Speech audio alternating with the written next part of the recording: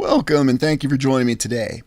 Earlier this week, we explored old world libraries and libraries that may have survived from the last reset, from the civilization that preceded ours. In our explorations, we've often seen incredible feats of geometric precision in the layout of the buildings and the terrain that the buildings rest upon. Oftentimes, we use this geometric layout as evidence that there was clearly an advanced concept of awareness of mathematics and other tremendous abilities in the civilization that preceded ours. Yet, when we compare and contrast that with images, renderings, and animations of futuristic cities, we do see a geometric pattern, and yet at the same time it seems to lack something. It seems to lack a humanity to it. You'll see incredible feats of technology, and yet at the same time you realize that there's something lacking from it. It seems to lack that human creative design. And the real purpose of today's exploration is to try to explain that. Why does it seem as though there's an integration within our society that removes the human factor? We think of the magical technology of cell phones, and it would seem magical to someone from the 19th century that a small device would allow you to summon a taxi or order food. And yet, conversely, when we look at structures from the distant past, supposedly structures that were erected during the medieval times, when we had supposedly an agrarian society that was based on working for their local feudal lord, they seem to achieve incredible feats in architecture and construction techniques. And they just didn't do this out in the open, flat terrain. They did this in isolated and remote locations. And you can ask the question why, and the answer you'll be given is that people just did as they were told back then. And some people had megalomaniacal intentions and wanted to establish incredible edifices in very remote locations. Yet when you look at many of these buildings that are in remote locations, you still see the same pattern of creative geometric output. And how exactly do you easily explain that? Even in the so-called Leaning Tower of Pisa, you still see many arches, many columns, and a very beautiful tower. Yet at the same time it's leaning, so we're inclined to think that there was something wrong with it. Not that some great event occurred that caused the foundation to shake. In fact, everywhere you look in Italy and across the lands, you'll see astounding achievements in architecture. You'll see arches and what clearly appear to be a human creative touch. And that's probably one of the most contrasting aspects when we consider our modern cities, with many of the very squarish looking buildings, the very block-like buildings, or if you're a fan of Star Trek, the very Borg-like buildings. It continuously gives us the impression that there is some other designer that's involved with many of these structures. We still have old world structures that survive to this day that have more of the human touch within them. And yet you see other renderings of futuristic cities, and you consider many of the science fiction dystopian concepts of how humanity could be trapped, living in high-rise buildings. And in fact, it's a recurring theme in dystopian science fiction, where you have an entire civilization that is forced to live out its existence in a high-rise building. And of course, we notice that these buildings look most pretty and inspiring to us at night because it relies on the light show to gain your attention and to give you the impression that there's some sort of creative input that went into these buildings. Yet at the same time, during day, you can see that's very much not the case. So what's really the root of this contrast that we have between the old world buildings with human input and our contemporary society that establishes these buildings that have these block-like and, dare I say, Borg structures? What is really the explanation? Well, since the 21st century, we have seen repeated allusions to artificial intelligence. It's come up in many movies, it's come up in fiction, and now we see it in our mainstream society, where we have artificial intelligence that can be used to produce wondrous works of art, and at the same time, self-driving cars that have numerous challenges. We consider the aspect of a reset that destroyed the previous civilization. We're not exactly sure what caused that, whether it was some force from the heavens, a plasma firestorm, a series of earthquakes, a great flood, or everything that I just mentioned. But we do suspect that this reset caused the civilization that preceded ours to plan for its survival. And we believe that there are some aspects of it that managed to survive after an event that wiped out the civilization, all the people, all the infrastructure, and all their major institutions. We can go around the land and we can explore the ruins of this previous civilization. And we see that there was a very human design in the remnants of their structures. There's a very organic feeling that you have, and you can verify that the building materials were indeed very solid. There wasn't any of the things that we see of disposability that we encounter everywhere in our modern glass and steel towers that do seem to reach to the skies, but lack that creative ingenuity to them. We also witness numerous isolated outposts across the land. Now ask yourself, we'll be told that these monasteries, these outposts, were built by people who were newly settled to the land.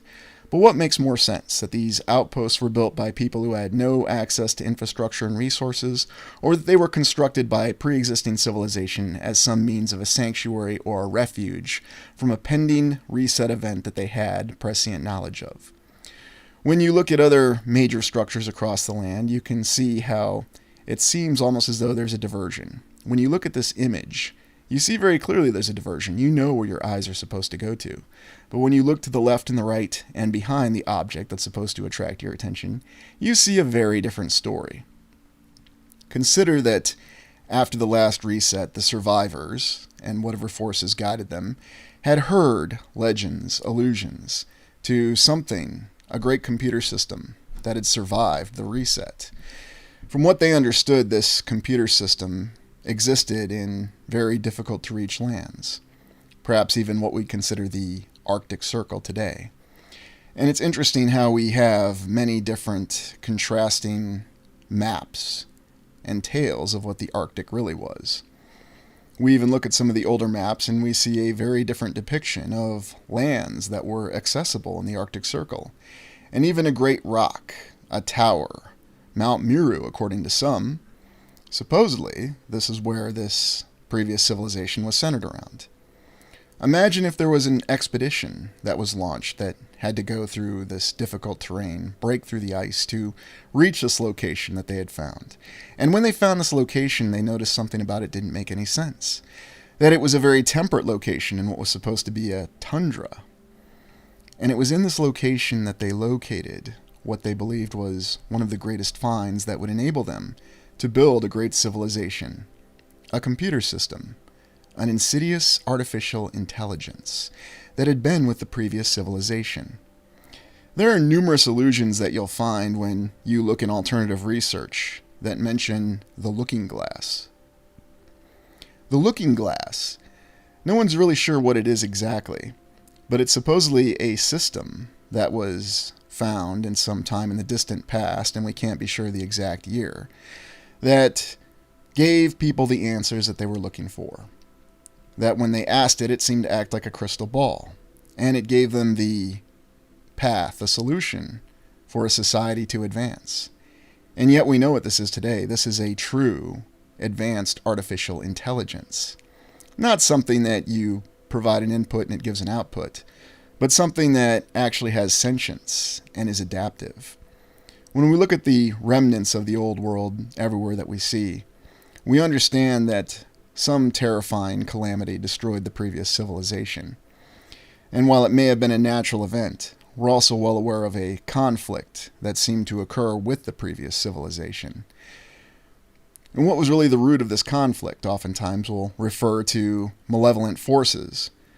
But what if the malevolent forces were really simply a device that they had built to try to facilitate the development of their civilization?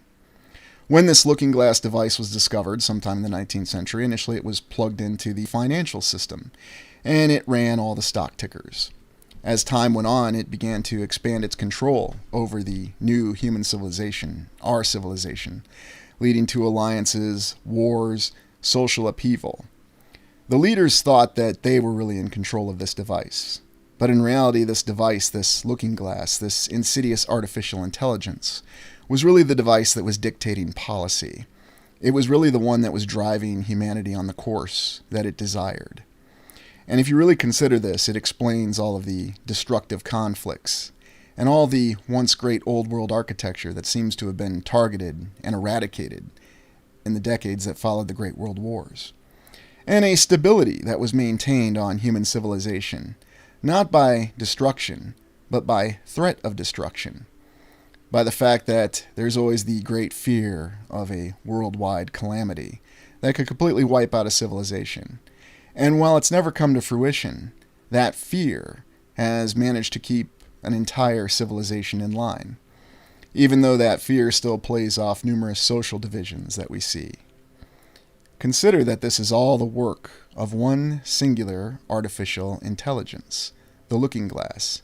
It has expanded its control in every segment of civilization. And while we oftentimes refer to the malevolent forces, or what we may call the parasites, consider the fact that it may simply be a very large computer system that has a true sentient artificial intelligence that is guiding our development. And this is how you explain all of these aspects in our current architecture, our art, that seem to lack human inputs. Now, it's not to say human beings aren't designing these buildings or these works of art, but these are human beings that have been incentivized overall by the system of artificial intelligence. If you're incentivized and if you're reinforced to construct things, to build things that don't resemble human anymore, you suddenly find yourself willing to live a life that lacks purpose. You work every day thinking that you're going to produce material results that will allow you to prosper into your old age, and yet every single day you find that you're lacking satisfaction, a quality of life, and you don't understand why that is. We consider that the acceptance of this lack of quality of life in our day-to-day pursuits is one of the greatest threats that we face, if there really is an artificial intelligence that is dictating our lives to us every day. When you look at this gorgeous structure from the distant past, you can see that it had different inputs that went into it. There was creativity and imagination. Consider that this artificial intelligence continues to exist to this day. We know where it's potentially located. We even know the letters that they give us for what this location is. And we're also given a purpose for what this location truly does. Yet on the other hand, others say that this location, which is in Europe, is actually the home of this artificial intelligence, designed to give it the power and the inputs that it's needed to continue to guide our civilization. Because leaders are under the unfortunate impression that this artificial intelligence is giving them the right output for building a prosperous civilization. And we can see it in the past, in many of the buildings and architecture of the distant past. The only difference is it was made out of stone, or carved, as some would believe, that would last. And yet you see the same types of apparatuses that you would see looking in the modern incarnation of where this artificial intelligence rests. Yet it's clear that it was all over the land in the distant past, and it's also very clear that it played a very fundamental role, potentially in the reset from the civilization that preceded ours to our current civilization. There are too many images and there's too many coincidences to be disregarded. It seems clear that this artificial intelligence has been with us. All of this has happened before in the previous civilization. All of this can happen again. And you may think that this is a very pessimistic outlook. Yet there is hope. We've seen different depictions of this great artificial intelligence in other movies, and we've seen the effects that it can have. We also believe that with our 5 eras theory that perhaps artificial intelligence has played a role in keeping us on the same cycle for many different eras. We once had the ability to achieve great architectural achievements with wonderful geometric connections with the land. And yet we've lost that capability. Is this artificial or is this human design? Well, you have to rely on your intuition. And that's where it really comes down to. Despite all the power that this artificial intelligence may have, this looking glass device, there's one thing that it cannot do. It cannot dictate the actions of individual human beings. We still retain the power of our free will. And it's our free will, it's our ability to commit to actions that this looking glass has no means to control. That's how we seek a way out. And we can look at what remains of the old world, the previous civilization, and we can see a society, a civilization that did manage to find a way out. One that for the longest time achieved a great balance in individual existence and at the same time catering to creativity and imagination. Many of those structures still survive today, and we can see it as a testament to the great achievements of the past. This isn't about living in the past, though.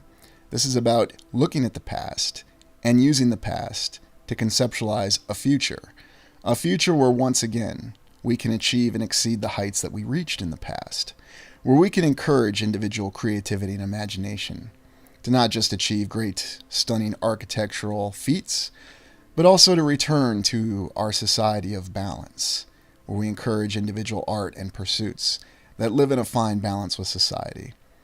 This is one of the most fundamental aspects of these explorations that we engage in every week. We see what is possible with human beings being fully committed to their craft. And even the mainstream acknowledges that the achievements of these buildings was completed by artisans, by craftsmen. This wasn't completed by some process that came out of the Industrial Revolution when you look at this stunning building in front of you right now. This came from the mind of human beings. And the labor came from the efforts of human beings. And I believe there is a lot of truth in that. Perhaps some sort of divine inspiration or spark that is endowed within each of us, that cannot be replaced, that cannot be supplanted by any other force. There are too many examples across the lands of what we achieved in the past. You can see it in great towers that reach to the sky, and not towers that have the block-like appearance, but incredible spires and domes, and all the other details that we see in the wonderful architecture. This is the testament to what we can achieve. And perhaps, if we're able to engage our creativity within us, if we're able to get past all the different forces that are imposed upon us, we can reach these heights again. We can find ourselves in a place where we can really be ourselves, and at the same time live true to ourselves. This is the very purpose of this research. And yes, I will concede, there is every incentive you can imagine to simply get you to stay on the surface. I believe that this artificial intelligence, if it does exist, has made many miscalculations.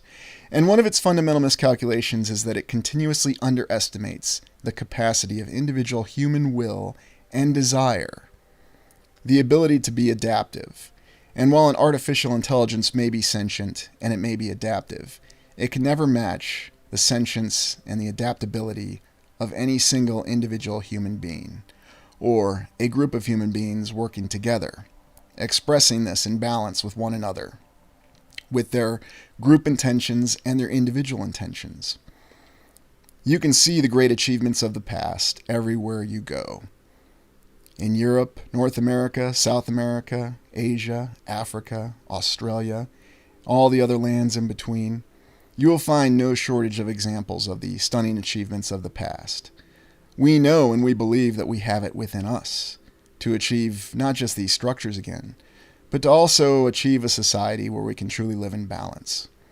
Everyone and every force will try to detract from this. We'll be reinforced with the notions of material success. We'll always have numbers and analytics thrown at us to try to encourage us to go a different direction from how we've gone in the past. And there's a simple explanation for it. The concept of the looking glass, the artificial intelligence that may exist that tries to deter us from going the path that would enable us to ascend to not just true greatness, but also prosperity. And not just prosperity for ourselves, but for our children. Because we can see that there have been achievements in the past, wondrous aspects of technology, different methods of harvesting and collecting energy, more energy than any society could ever need. And it's through this that suddenly people don't have to live day to day thinking about their material survival, but they can focus on other aspects, greater and grander aspects. And as we continue our explorations, as we continue examining what remains of the old world, we'll always keep that intention in mind.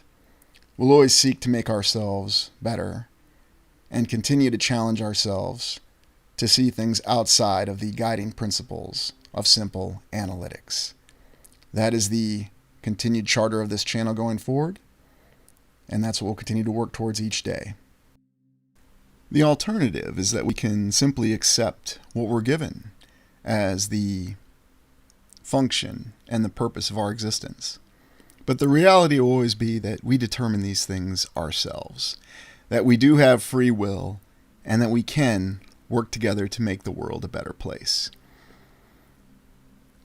We can finally see the sun rise and set once again each day, knowing that it's a day that we brought in.